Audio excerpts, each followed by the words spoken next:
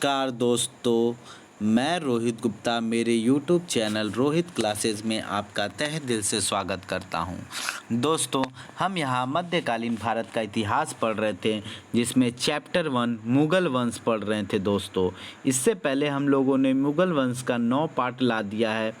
अगर जिन लोगों ने उस वीडियो को नहीं देखा है, प्लीज़ मेरे चैनल के प्लेलिस्ट में जाके उस वीडियो को देख लें।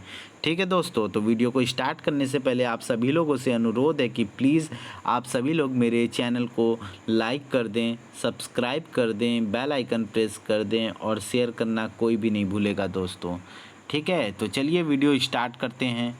ठीक है, आज हम पढ़ेंगे मुग़ल वंश चैप्टर 11 का पार्ट 10। ठीक है, आज कोशिश करेंगे कि इस वीडियो को एक ही लेक्चर में कंप्लीट किया जा सके। ठीक है, तो चलिए स्टार्ट करते हैं। औरंगजेब, जिसे आलमगीर भी कहा जाता था, ठीक है, 1658 ईस्वी से 1707 ईस्वी तक इसका शासन था। ठीक है, ये कहा जाता है ना, अकबर के बाद जो है ये मुग़ल वंश का ये सबसे अधिक समय तक शासक रहने वाला था। ठीक है, उसके बाद उत्तर मुग़ल काल आएगा, उसमें एक ही शासक ऐसा है जो कि लगभग 30-40 साल तक शासन किया है, बाकी सब तो छोटे मोटे शासन किए थे। ठीक है, चलिए अभी पढ़ते हैं। औरंगजेब का शाब्दिक अर्थ है ताज को सुशोभित करने वाला। ठीक है, जन्म इसका हुआ था 1618 ईस्वी में, उज्जैन के निकट दोहद में हुआ था इसका जन्म। ठीक है, मूल नाम इसका था मुहीउद्दीन। क्या नाम था इसका? मुहीउद्दीन। इसका मूल नाम क्या था? मुहीउद्दीन। आगे देखते हैं। 3 बार पढ़ने का कारण यह है कि आप लोगों को याद हो जाए। ठीक है, क्योंकि ये इम्पॉर्टेंट रोल है मुग़ल वंश में। आगे देखते हैं, उपाधि और उपनाम देखते हैं। बहादुर जो थी इसकी उपाधि थी। 15 वर्ष की उम्र में औरंगजेब द्वारा सुधारक एवं सुंदर नामक हाथियों को नियंत्रित करने के कारण शाहजहां ने यह उपाधि दी थी। बहादुर की उपाधि जो थी उसके पिताजी ने, शाहजहां ने उपाधि उसे दी थी। ठीक है, आगे देखते हैं। आलमगीर औरंगजेब की उपाधि थी। आलमगीर की जो नाम था ना, वो उसकी उपाधि थी। आगे है, शाही पोशाक में एक दरवेश, सादा रहन सहन एवं शराब न पीने के कारण उसे शाही दरवेश कहा गया। ठीक है, जिंदा पीर औरंगजेब इस्लामिक कानूनों का अक्षरश पालन करता था, मतलब एकदम पालन करता था, इसलिए इसे जिंदा पीर कहा गया था, मतलब दृढ़ता से पालन करता था। ठीक है, आगे है, हाफिज पहला एवं आखिरी बादशाह था जिसे संपूर्ण कुरान कंठस्थ था, मतलब इसे पूरे कुरान का जो ज्ञान है ना, पूरी तरीके से इसको अर्जित था, इसलिए इसे हाफिज भी कहा गया। आगे देखते हैं। अबुल मुजफ्फर मुहीउद्दीन मोहम्मद औरंगजेब बहादुर आलमगीर बादशाह गाजी। ठीक है, राज्याभिषेक के अवसर पर यह उपाधि धारण किया था। ठीक है, इतना लंबा चौड़ा नाम है, 4-5 लोग का नाम मिला कर एक बनाया गया। आगे देखते हैं। शिक्षक, ऊपर थोड़ा कर लेते हैं। शिक्षक मीर हासिम गिलानी एवं अब्दुल लतीफ़ सुल्तानपुरी, वज़ीर सादुल्ला खां एवं मुल्ला शेख अहमद उसके अन्य शिक्षक थे। औरंगजेब बातचीत में हिंदी की लोकप्रिय कहावतों का प्रयोग करता था। अनुयायी देखते हैं। औरंगजेब नक्शबंदी सिलसिले के मीर मासूम का शिष्य था। ठीक है, मीर मासूम जो था उनका शिष्य था, जो कि नक्शबंदी सिलसिले के थे। विशेष क्या है देखते हैं। पहला मुग़ल बादशाह था जिसका 2 बार राज्याभिषेक हुआ था। प्रथम राज्याभिषेक जुलाई 1658 ईस्वी को आगरा में एवं द्वितीय, जिसे वास्तविक राज्याभिषेक माना जाता है, दिल्ली में जून 1659 में हुआ था। ठीक है, इस समय विभिन्न देशों के राजदूत जैसे ईरान, बुखारा, पुर्तगाली, फ्रांस से बर्नियर आया था, डच सरकारों के प्रतिनिधि आदि उपस्थित थे। आगे, शाहजहां सबका स्वागत कर रहा था और प्रत्येक को 8,000 रुपये नगद भेंट कर रहा था, मतलब जितने मेहमान लोग आए थे उनका वो वेलकम भी कर रहा था और उन्हें गिफ्ट भी दे रहा था। ठीक है, 8,000 रुपये। आगे देखते हैं। औरंगजेब ने आदेश दिया कि सभी सरकारी अभिलेखों में उसके शासन की शुरुआत 23 मई 1658 ईस्वी के प्रथम दिन से जोड़ी जाए। औरंगजेब 40 वर्ष की उम्र में चगताई परंपरा को तोड़ते हुए बादशाह बना, क्योंकि पिता अभी जीवित था। यही कारण है कि दिल्ली राज्याभिषेक के अवसर पर काजियों ने उसके सिर पर ताज रखने से मना कर दिया। अतः काजी अब्दुल वहाब गुजराती ने औरंगजेब के समर्थन में फतवा जारी कर उसके सिर पर ताज रख दिया। ठीक है, फतवा जारी कर उसके सिर पर ताज रख दिया। औरंगजेब ने उसे अपना प्रधान काजी एवं सद्र बनाया। वह उसका अति सम्मानित काजी था। महत्वपूर्ण है कि यही वह काजी था जो चोरी छुपे शराब पीता और अपना निजी व्यापार चलाता था। सद्र अब्दुल वहाब ने ही गोलकुंडा अभियान के समय औरंगजेब के खिलाफ फतवा जारी किया था। ठीक है दोस्तों, आगे देखते हैं। ऊपर कर लेते हैं थोड़ा। हाँ, बादशाह बनने से पूर्व औरंगजेब की सैन्य उपाधियाँ क्या थी, देखते हैं। ठीक है, 18 वर्ष की उम्र में औरंगजेब का पहला सैनिक अभियान बुंदेलखंड के जुझार सिंह के विरुद्ध था। उसे 2 बार 1636 से 1644 ईस्वी एवं 1652 से 1657 ईस्वी को दक्षिण का सूबेदार बनाया गया। आगे अब्दुल हमीद लाहौरी के अनुसार अपने मूर्ख मित्रों की सलाहों से पथभ्रष्ट होकर औरंगजेब सन्यासी का एकांत जीवन बिताना चाहता था। वहीं कफ़ी खां के अनुसार शाहजहां से अपने बुरे कर्मों के लिए मिलने वाले दंड से डरकर उसने स्वयं अपनी तलवार उतारकर कुछ दिनों तक सन्यासी का जीवन व्यतीत किया था, जिसके कारण उसे दक्कन की सूबेदारी त्यागनी पड़ी। 1645 ईस्वी से 47 ईस्वी में इस अवधि में वह गुजरात का सूबेदार बना और वहाँ के चिंतामणि मंदिर को नष्ट किया। आगे 1647 ईस्वी से 52 ईस्वी की अवधि तक मुल्तान का सूबेदार रहा। इसी अवधि में वह बल्ख, बदख्शी एवं कांधार अभियान का सेनापति बना। बल्ख में उसे भारत के सर्वोत्तम सैनिक सेनापति की पहचान मिली थी। ठीक है, आगे देखते हैं। औरंगजेब की पत्नियां एवं पुत्र। ठीक है, औरंगजेब की पत्नियां एवं पुत्र, इनको देखते हैं। क्या है? दिलरास बेगम उपाधि जो थी रबिया उद दौरानी आधुनिक पवित्रात्मा रूबिया थी। ठीक है, पवित्रात्मा रूबिया थी। पुत्र जो था वो आजम एवं अकबर था।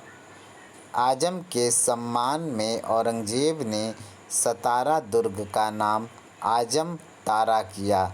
अकबर की मृत्यु फारस में हुई और उसे मशहद में दफनाया गया। ठीक है, आगे देखते हैं। दिलरास बेगम औरंगजेब की पहली पत्नी थी। वह शाह नवाज सफवी की पुत्री थी। अकबर के जन्म के समय प्रसूति में ही उसकी मृत्यु 1657 ईस्वी को औरंगाबाद में ही हो गई थी। मतलब जब अकबर जन्म ले रहा था, ठीक है, वो अकबर नहीं, ये दूसरा अकबर है। ठीक है, औरंगजेब का बेटा अकबर जब जन्म ले रहा था तो जन्म के समय ही उसकी माँ जो है वो चल बसी।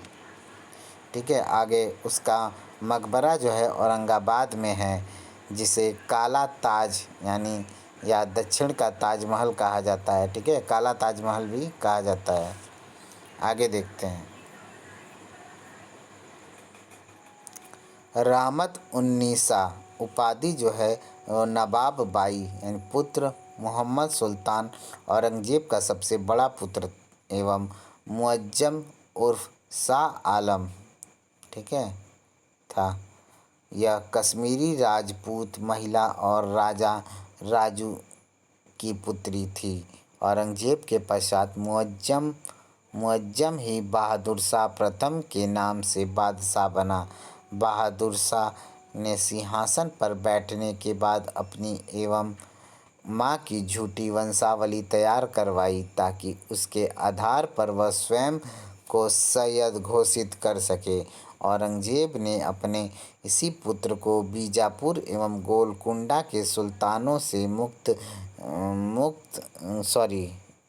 लिखा है कि गुप्त है, आई थिंक गुप्त होगा। हाँ, मुक्त हो या गुप्त, नहीं मुक्त ही लग रहा है।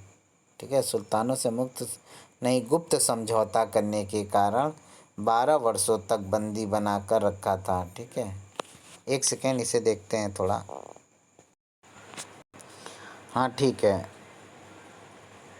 गुप्त ही होगा दोस्तों। ठीक है, गुप्त समझौता करने के कारण 12 वर्षों तक बंदी बनाकर रखा था। ठीक है, आगे मोहम्मद सुल्तान को शाह शुजा से मिल जाने के अपराध में औरंगजेब ने ग्वालियर जेल में डाल दिया, जहां 1676 ईस्वी में उसकी मृत्यु हो गई थी। नवाब बाई को औरंगजेब ने दिल्ली कैद खाने में डाल दिया, जहां उसकी मृत्यु हुई। नवाब बाई ने घाटी के फरदारपुर में एक सराय बनवाई और औरंगाबाद के पास बाईजीपुरा नामक उपनगर बसाया। ठीक है, आगे देखते हैं। औरंगाबादी महल एवं उदयपुरी महल, मतलब जार्जिया दासी उसकी अन्य पत्नियां थीं। ठीक है, औरंगाबादी महल एवं उदयपुरी महल में जो जार्जिया दासी थी उसकी अन्य पत्नियां थीं। आगे औरंगजेब का सबसे छोटा पुत्र था कामबख्श, उदयपुरी महल की संतान था। ठीक, आगे हीराबाई, औरंगजेब की रखेल थी हीराबाई, उसकी उपाधि जैनाबादी महल थी। ठीक है, महल नाम से अपने बीवियों को रखता था वो। आगे देखते हैं पुत्रियां, थोड़ा ऊपर कर लेते हैं। जेबुन्निसा, मेहरुन्निसा, जिन्नत उन्निसा, बदरुन्निसा एवं जुब्बत उन्निसा औरंगजेब की पुत्रियां थीं। जेबुन्निसा औरंगजेब की सबसे बड़ी संतान थी। वह एक कवयित्री थीं और मख्फी उपनाम से अनेकों गीत फारसी में लिखा।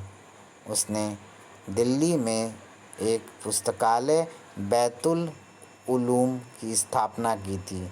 जेबुन्निसा को कुरान ज़बानी याद था, मुँह ज़बानी याद था, मतलब ज़बान से ही बोल सकती थी बिना देखे। जेबुन्निसा को कुरान जो है ज़बानी याद था, जिसके लिए औरंगजेब ने उसे 3000 मोहर दिया था। ठीक है दोस्तों, उसने गणित एवं नक्षत्र शास्त्र का गहन अध्ययन किया था। आगे एक सेकेंड, नक्षत्र शास्त्र का गहन अध्ययन किया। वह शिकस्त, नस्लीक एवं नस्क शैलियों में निपुण थी। जेबुन्निसा ने दीवाने मख्फी की रचना की थी। हालांकि यदुनाथ सरकार इस ग्रंथ की लेखिका उसे स्वीकार नहीं करते हैं। विद्रोही शहजादे अकबर की मदद करने के अपराध में औरंगजेब ने जेबुन्निसा को दिल्ली के सलीमगढ़ की जेल में डाल दिया, जहां 1702 ईस्वी में उसकी मृत्यु हुई। उसे दिल्ली के काबुल दरवाजे के पास 30,000 वृक्ष वाले बाग में दफनाया गया। ठीक है दोस्तों, आगे देखते हैं। दफनाया गया। औरंगजेब की पुत्री जीनत उन्निसा बाद में पादिशाह बेगम नाम से प्रसिद्ध हुई। जुब्बतुन्निसा का विवाह दारा शिकोह के दूसरे पुत्र सीपर शिकोह के साथ हुआ था। ठीक है, जिन लोगों को लगता है कि मैं बहुत स्लो बोल रहा हूँ तो प्लीज़ आप लोग अपने यूट्यूब के सेटिंग में जाके प्ले स्पीड बैक बटन को अपने अनुसार बढ़ा लें, ठीक है। 1.5 कर लें या तो 1.75 या तो 2.0 कर लें, जैसे आप लोगों को सुविधा लगे, ठीक है दोस्तों। क्योंकि धीरे बोलने का कारण ये होता है कि गलतियाँ कम हो, बस और कोई बात नहीं है। चाहे तो तेज़ बोल सकते हैं लेकिन गलती होने पर दिक्कत होती है, इसलिए धीरे ही बोलना ठीक है। आप लोग बढ़ा लीजिएगा। आगे, खफ़ी खां के अनुसार शासक बनते ही औरंगज़ेब ने 80 प्रकार के करों को हटा दिया, जिसमें पहला चुंगी यानी राहदारी एवं पानदारी, दूसरा मेला कर, तीर्थ यात्रा कर जैसे प्रमुख अबवाबों यानी स्थनीय कर सम्मिलित थे। नंबर 2, खाद्यान्नों पर से कर हटा दिया गया। नंबर 3, मदपान, जुआ एवं वेश्यावृत्ति निषेध किया। साम्राज्य में भांग की खेती बंद करवा दिया गया तथा 1666 ईस्वी में तंबाकू पर लगाने वाली चुंगी समाप्त कर दी गई। उसने कम उम्र के बच्चों से के बंध्याकरण पर रोक लगा दिया। दास व्यापार निषिद्ध कर दिया, ठीक है। आगे देखते हैं। आगे है नंबर 4, 19 दिनों तक चलने वाले फ़ारसी त्यौहार नौरोज़ बंद करवा दिया, ठीक है। 5वां नंबर, मुद्राओं पर कलमा लिखवाना बंद करवा दिया। इसकी जगह सिक्कों पर मीर अब्दुल साहबाई की कविताएं लिखवाया। उसने फ़ारसी कवि हाफिज की कविताओं का निषेध कर दिया था। उसने तत्कालीन श्रृंगार प्रसाधन संबंधित रीति रिवाजों को भी नियंत्रित किया, जैसे दाढ़ी की लंबाई 4 अंगुल से अधिक ना हो। मतलब एक डिसिप्लिन में रखा अपने शासन में लोगों को। आगे नंबर 6, मोहतसिब यानी धर्म निरीक्षक को विशेष महत्व दिया गया। उसने उनकी नियुक्ति सभी प्रांतों में किया। मुहतसिब नागरिकों के निजी जीवन में हस्तक्षेप नहीं कर सकते थे। मूलतः समरकंद का निवासी मुल्ला औजवाजीर उसका पहला मुहतसिब था, ठीक है। आगे देखते हैं। नंबर 7 पॉइंट, औरंगज़ेब ने सरकारी नियम कानूनों को ज़वाबित-ए-आलमगीरी में संकलित करवाया। उसने काज़ियों के मार्गदर्शन हेतु अरबी भाषा में इस्लामिक कानूनों का संग्रह यानी फतवा-ए-आलमगीरी में करवाया। यह शेख निज़ाम की अध्यक्षता में 6 व्यक्तियों द्वारा संकलित किया गया था। शाह वली उल्लाह के पिता अब्दुल रहीम भी इसके सदस्य थे।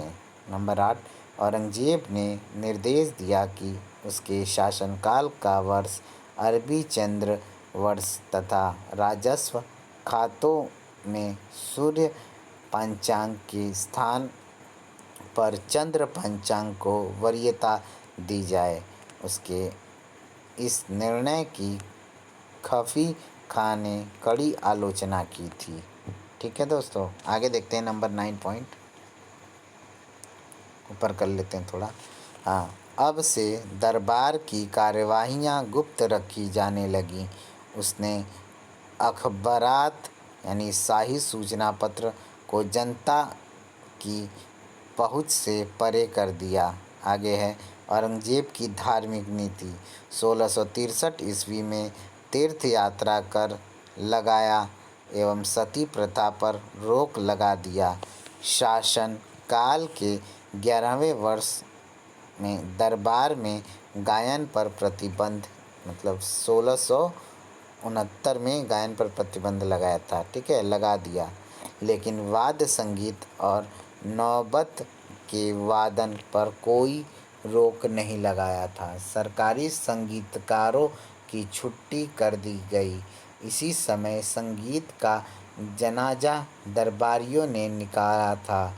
मनुची के अनुसार दरबार में संगीत का निषेध होते हुए भी औरंगजेब बेगमों एवं शहजादियों के लिए महलों में संगीत एवं नृत्य होने देता था तथा इस आयोजन के लिए वह गायिकाओं और नर्तकियों की नियुक्ति करता था। महत्वपूर्ण है कि औरंगजेब खुद वीणा वादन में निपुण था।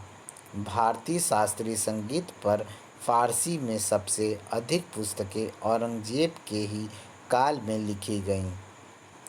अकबर द्वारा प्रारंभ झरोखा दर्शन को 1669 ईस्वी में तथा शासन काल के 12वें वर्ष 1670 ईस्वी में तुलादान को बंद करवा दिया। ठीक है, थोड़ा ऊपर कर लेते हैं। बंद करवा दिया, ये ठीक है, तुलादान को बंद करवा दिया। लेकिन सामाजिक जनमत के दबाव के फलस्वरूप उसे तुलादान मनाने की छूट देनी पड़ी। ज्योतिषियों को पंचांग तैयार करने से मना कर दिया गया, लेकिन शाही परिवार का ऐसा कोई भी सदस्य नहीं था जिसने इस आदेश का उल्लंघन न किया हो। मनुची बतलाता है कि नर्तकियों एवं वेश्याओं को विवाह कर लेने या राज्य छोड़ देने की आज्ञा दी गई थी। 1679 ईस्वी में हिंदू शासकों को टीका देने की प्रथा बंद कर दिया, जबकि प्रशासन में सर्वाधिक हिंदू अधिकारी यानी 33% इसी समय नियुक्त हुए थे। वहीं शाहजहां के काल में उनकी संख्या 25% ही थी। औरंगजेब ने पेशकार एवं करोड़ी का पद मुसलमानों के लिए आरक्षित किया था। ठीक है, आरक्षित कर दिया था, परंतु इस पद हेतु योग्य मुसलमानों की पर्याप्त संख्या न होने के कारण उसे सरदारों के दबाव में इस नियम में संशोधन करना पड़ा। लेकिन उसने हिंदू राजाओं एवं अन्य लोगों को नौकरी से निकालने से इनकार कर दिया। ठीक है, इसी औरंगजेब ने एक बार कहा था, दुनियावी मामलों में धर्म का क्या लेना देना। दुनियावी मामलों में धर्म का क्या लेना। आगे पढ़ लेते हैं, उसके बाद वो पढ़ेंगे। मंदिर वाला जब टॉपिक चलेंगे ना तो ऊपर नोट पढ़ लेंगे। ठीक है, चलिए आगे देखते हैं। क्या था पॉइंट, दुनियावी मामलों में धर्म का क्या लेना देना। आगे है, धार्मिक आचारों को धर्मांधता से जोड़ने का क्या मतलब। आपके लिए उल्मा आपका मजहब है, मेरे लिए मेरा। ठीक है, नियम बनाया कि राजपूत एवं मराठों को छोड़कर अन्य हिंदू घोड़े एवं पालकी की सवारी नहीं करेंगे। ये तो किंग जॉन जो है ना, नॉर्थ कोरिया का शासक, वो तो उसकी तरह व्यवहार कर रहा है कि भैया मेरे अनुसार चलो, मैं जो बोलूँगा वही होगा। ये तानाशाही है, हिटलर की तरह काम कर रहा है। चलिए आगे देखते हैं। दरबार में होली, दशहरा एवं दीपावली मनाना बंद करा दिया। कितना गलत बात है। उसने हिंदुओं को यमुना के किनारे और अहमदाबाद में साबरमती के किनारे मुर्दा जलाने की मनाही कर दी थी। देख लो भाई लोग, कितना बर्बर था ये। 1665 ईस्वी में व्यापार के क्षेत्र में विभेदक कर लगाकर जैसे मुसलमानों पर 2.5% एवं हिंदुओं पर 5% चुंगी कर आरोपित किया। 1667 ईस्वी में उसने मुसलमानों को चुंगी कर से पूर्णतः मुक्त कर दिया था, परंतु जब उन्होंने हिंदू व्यापारियों के सामान को अपना बताकर लाभ लेना शुरू कर दिया तो औरंगजेब ने पुनः मुसलमानों पर 2.5% की चुंगी लगा दी।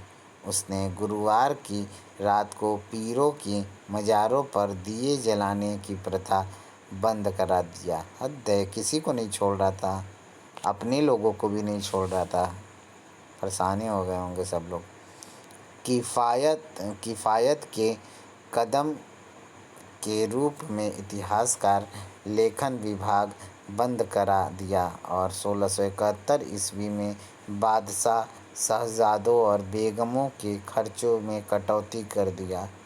दरबारियों को रेशमी अंगरखे वस्त्र पहनने की मनाही कर दी। मतलब सब परेशान हो गए होंगे बेचारे से। 1669 ईस्वी में मुहर्रम बंद करवा दिया। मुस्तफ़ाबाद में गर्म पानी के पवित्र चश्मे को बंद कर दिया था। ठीक है, गर्म पानी के पवित्र चश्मे को बंद कर दिया था। 1670 ईस्वी में अपना जन्मदिन मनाना बंद करवा दिया था। वाह भाई, गजब इंसान था। आगे देखते हैं, ऊपर जो फैक्ट्स हैं उसको पढ़ लेते हैं, ठीक है, नहीं छूट जाएगा। नंबर 1, औरंगजेब एक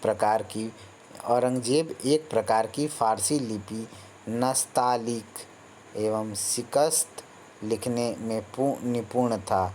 नंबर 2, चिश्ती संत कलीमुल्लाह ने सल्तनत एवं फ़कीरी एक साथ मिलाने के कारण औरंगजेब को पाखंडी कहा था। नंबर 3, नेपोलियन प्रथम कहा करता था, स्पेन के फोड़े से मुझे बर्बाद कर दिया।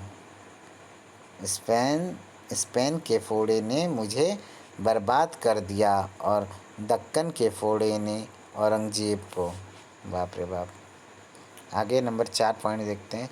औरंगजेब के आरंभिक वर्षों में राय रघुनाथ ने स्थानापन्न सही पढ़ रहे हैं ना? हाँ ठीक है, स्थानापन्न दीवान के रूप में कार्य किया था। औरंगजेब के आरंभिक वर्षों में राय रघुनाथ ने स्थानापन्न दीवान के रूप में कार्य किया था। नंबर 5, गोलकुंडा के विरुद्ध महाराणा अनूप सिंह की वीरता से प्रसन्न होकर औरंगजेब ने उसे शाही मरातीब की उपाधि प्रदान की। नंबर 6, औरंगजेब ने काजियों के मार्गदर्शन हेतु हनफी फ़िक़्ह से महत्वपूर्ण उद्धरणों को निकालकर फ़तवा-ए-आलमगीरी में संकलित करवाया। इस पुस्तक को भारत में रचा गया मुस्लिम कानून का सबसे बड़ा डाइजेस्ट संक्षेप पुस्तक माना गया। ठीक है। नंबर 7, औरंगजेब ने मनसबदारी व्यवस्था में मशरूत प्रणाली, खुराके पिलान एवं इरामास की शुरुआत की। ठीक है दोस्तों, आगे हम लोग पढ़ते हैं। मंदिर हम लोगों को पढ़ना था। हाँ, यहाँ पे मंदिर 1661 ईस्वी से 1669 ईस्वी के बीच अनेक मंदिर तोड़े गए। सर्वप्रथम सोमनाथ मंदिर क्षतिग्रस्त किया गया। इसके पश्चात मथुरा के केशव राय मंदिर, बनारस का विश्वनाथ मंदिर तथा 1680 ईस्वी में अबू तुराब द्वारा जयपुर में मंदिरों को तोड़ा गया। हालांकि मंदिरों को तोड़ने का प्राथमिक उद्देश्य विद्रोहियों के मनोबल को नष्ट करना था, परंतु इसमें औरंगजेब की धार्मिक रूढ़िवादिता से भी इनकार नहीं किया जा सकता था। जजिया देखते हैं। ठीक है दोस्तों, आगे देखते हैं जजिया।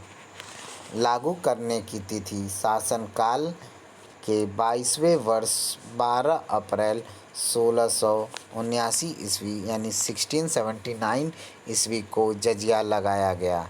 सर्वप्रथम लागू जो है जजिया सबसे पहले मारवाड़ में लागू किया गया, जिसे औरंगजेब ने दारुल हर्ब घोषित किया था।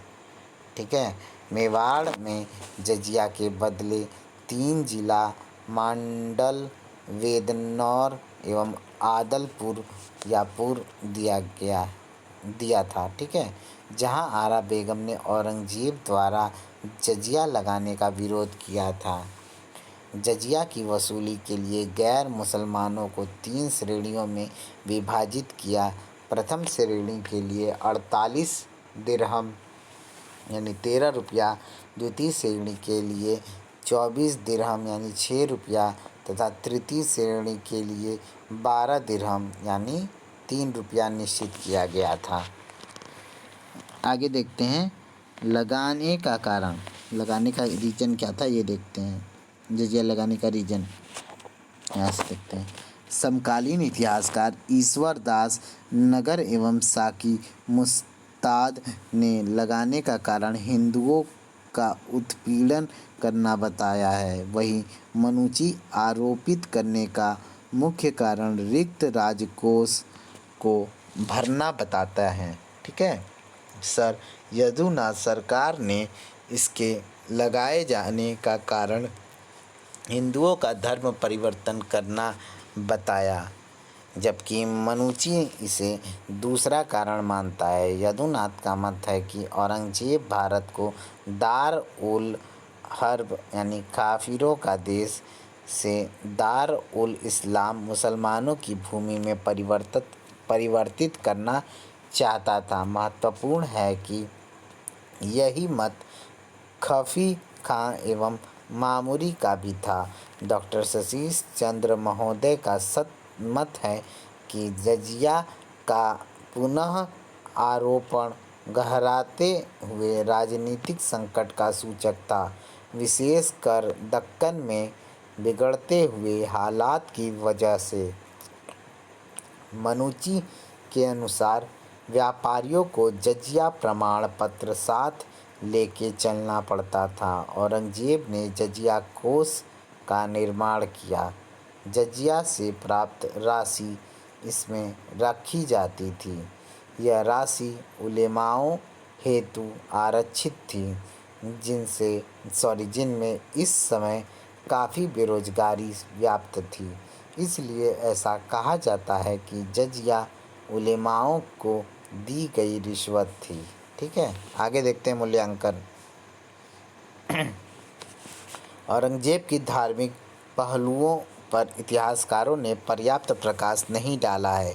वस्तुतः सिक्के का एक दूसरा पहलू भी था।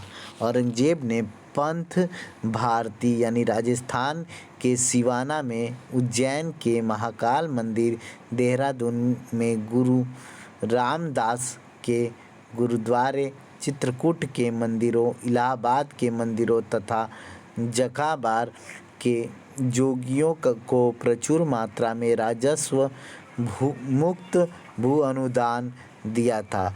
वह हिंदू बैरागी शिवमंगल दास महाराज का तत्व मीमांसा पर प्रवचन सुनने जाता था। पंथ भारती के विषय में उसका मत था कि चूँकि वह यात्रियों को भोजन देता है, इसलिए वह पूजा करने का अधिकारी है। उसने 1688 से 1689 ईस्वी में 88 से 89 ईस्वी में हैदराबाद की जजिया 1 वर्ष हेतु तथा ईश्वर दास के अनुसार 1704 ईस्वी में अकाल के कारण पूरे दशक की जजिया माफ़ कर दिया। औरंगजेब ने मक्का में धन भेजना बंद करा दिया, क्योंकि उसका कथन था कि खुदा का नूर हर मुल्क में मौजूद है, इसलिए वह पैसा भारत में ही वितरित किया जाए। ठीक है, आगे देखते हैं, अब बड़ा कर लेते हैं। लेन पुल का मत है सत्य नहीं है। लेन पुल का यह मत जो है वो सत्य नहीं है कि औरंगजेब धर्म के लिए अपना राज सिंहासन भी छोड़ने को तैयार था, अपितु यह सत्य है कि वह राज सिंहासन के लिए राजनीति में धर्म का प्रयोग करने को तैयार था और उसने किया भी। ध्यान रहे कि धार्मिक कट्टरता का सहारा लेने वाला धर्म भीरू औरंगजेब नहीं, अपितु चतुर राजनीतिज्ञ बादशाह औरंगजेब था। वस्तुतः धार्मिक कट्टरता राजनीतिक आवश्यकता भी थी, जिसकी पृष्ठभूमि का निर्माण 1657 ईस्वी से 58 ईस्वी के उत्तराधिकारी युद्ध में उत्तराधिकारी युद्ध ने ही कर दिया था। सीधी बात है, यदि धर्म के आधार पर आप राजनीति में आए हैं तो अपने संपूर्ण कालावधि में आप उसे नहीं छोड़ सकते। यही बात औरंगजेब पर भी लागू होती है। ठीक है, औरंगजेब के काल में होने वाले विद्रोह, ये देखेंगे औरंगजेब के काल में होने वाले विद्रोह। आगे, मथुरा में जाटों का विद्रोह हुआ था। जाटों की कबायली किस्म छाप कहलाती थी।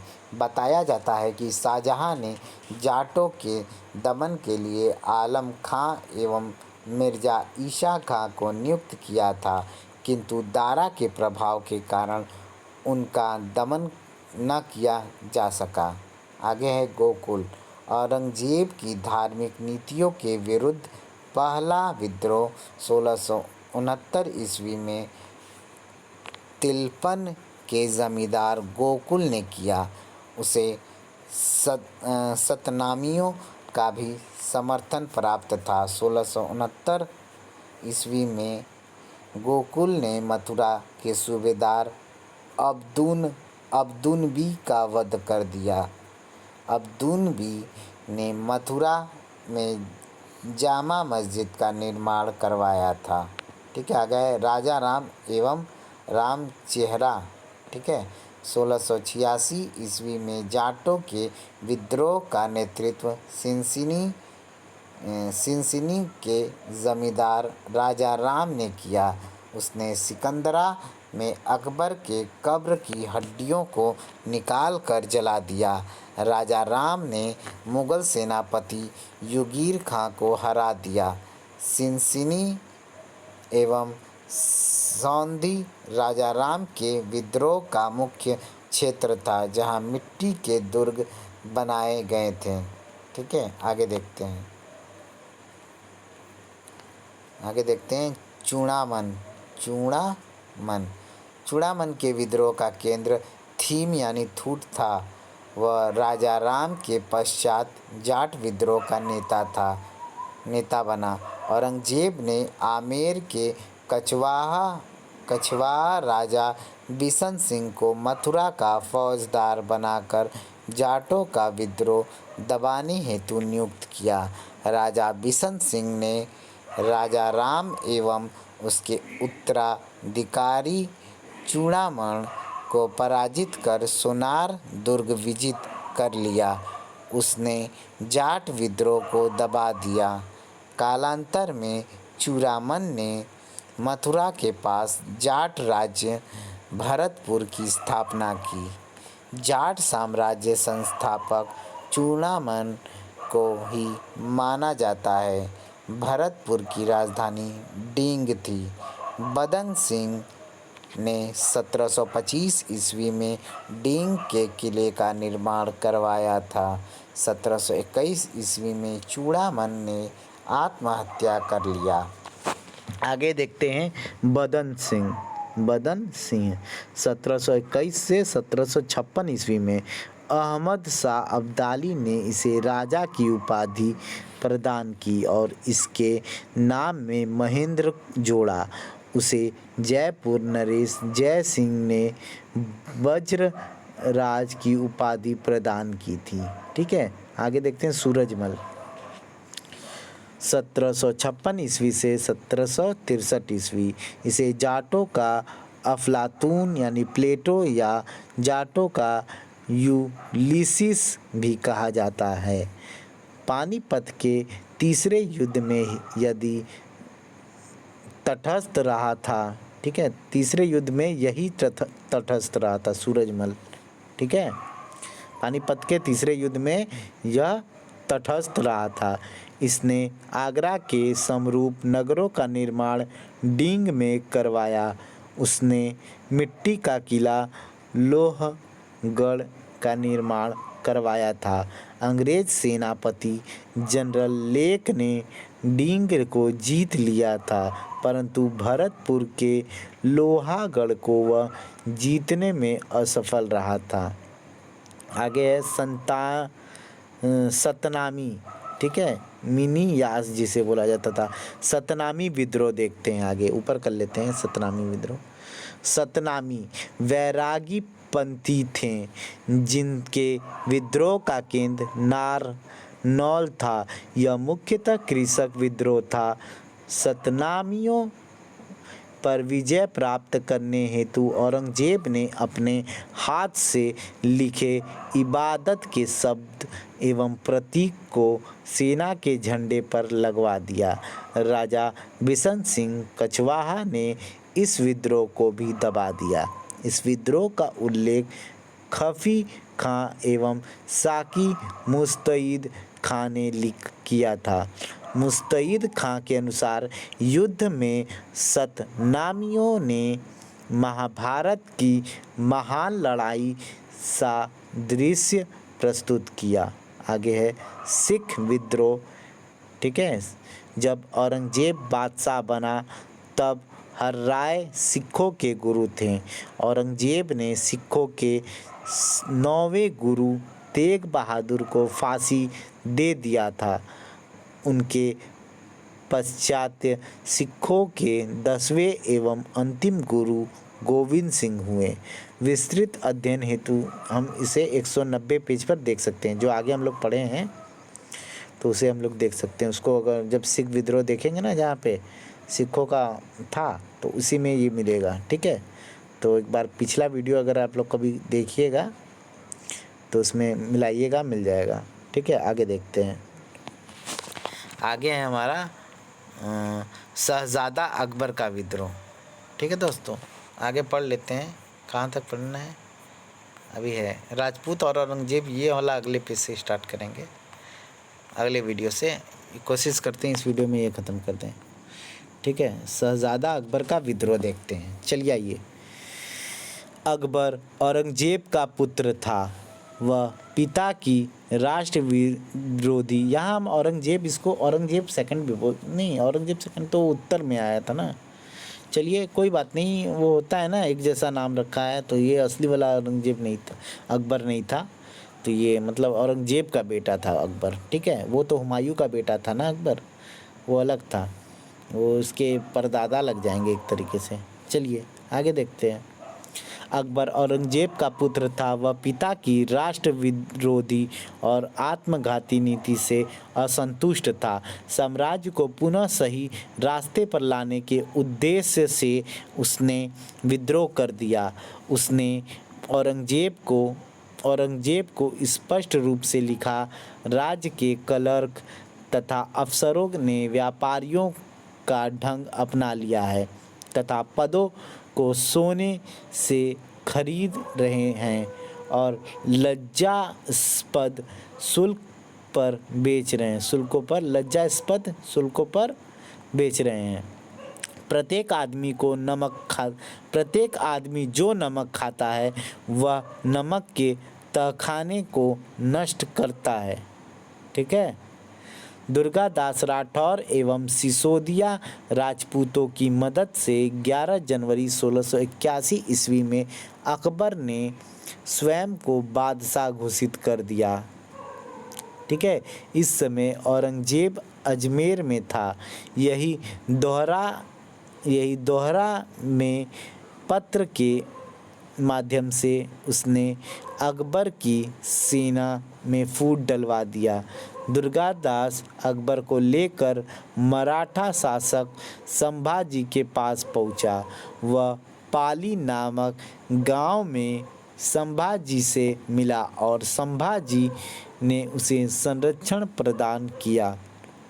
आगे, परंतु अकबर यहाँ से फारस भाग गया और वहीं पर उसकी मृत्यु हो गई। अकबर को औरंगजेब ने भारत को व्याकुल करने वाला कहा था। ठीक है, आगे देखते हैं दोस्तों। ये कुत्ते लोग रोज़ परेशान कर रहे हैं। उत्तर पश्चिम सीमा पर होने वाले अफ़गान विद्रोह। ठीक है, चलिए देखते हैं, थोड़ा एडजस्ट करिएगा आप लोग। यूसुफ जाइयो का विद्रोह।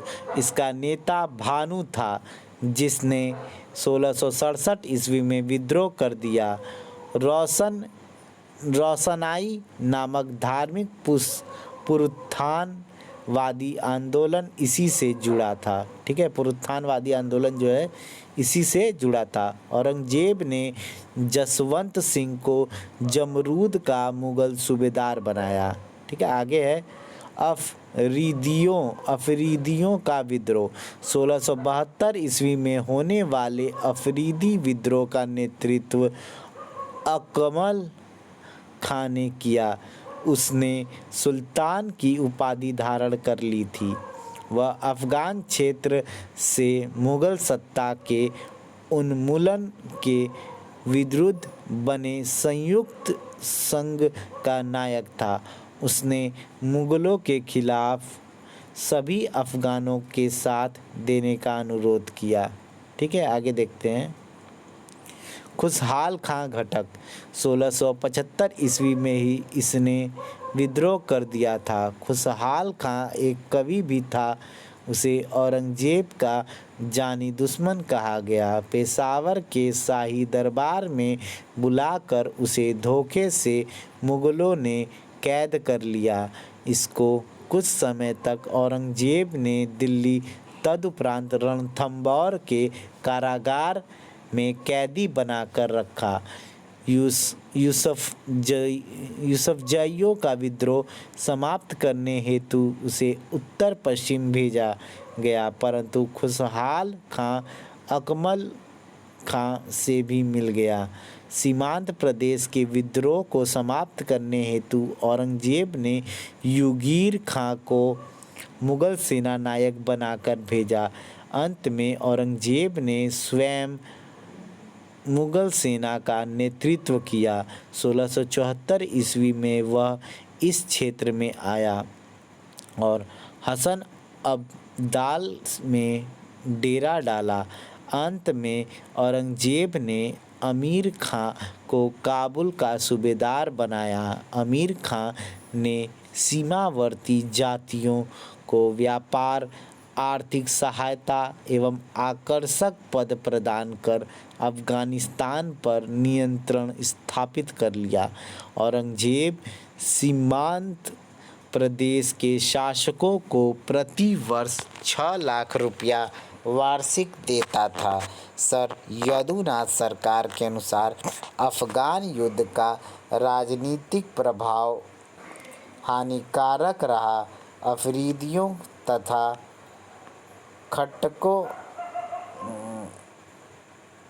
खट्टकों ने ही शिवाजी की अटूट सफलता को संभव बनाया। दरअसल दक्कन से सर्वोत्तम फौज को उत्तर पश्चिम में भेजने के कारण शिवाजी दबाव से मुक्त हो गया। दूसरे आगामी राजपूत युद्ध में भी मुग़लों द्वारा अफ़गानों का इस्तेमाल असंभव हो गया। ठीक है दोस्तों, आगे देखते हैं बुंदेलखंड के विद्रोह।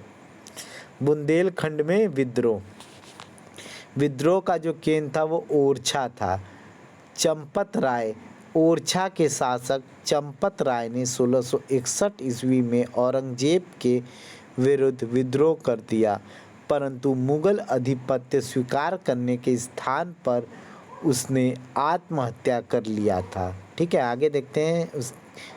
छत्रसाल चंपत राय का पुत्र छत्रसाल औरंगजेब की तरफ से शिवाजी के विरुद्ध युद्ध करने हेतु दक्षिण गया, परंतु वह शिवाजी के व्यक्तित्व से इतना अधिक प्रभावित हुआ कि अपनी सेवाएं शिवाजी को अर्पित कर दी। शिवाजी के कथनानुसार छत्रसाल ने बुंदेलखंड में विद्रोह कर दिया। 1675 ईस्वी में उसने पन्ना पर अधिकार कर उसे अपनी राजधानी बनाया। 1707 ईस्वी में औरंगजेब की मृत्यु के पश्चात छत्रसाल बुंदेलखंड का स्वतंत्र शासक बन गया।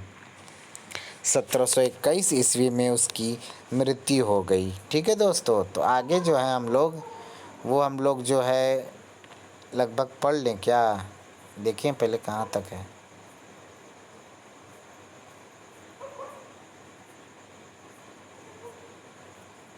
चलिए सोच रहे हैं हम यहाँ तक ख़त्म कर दें।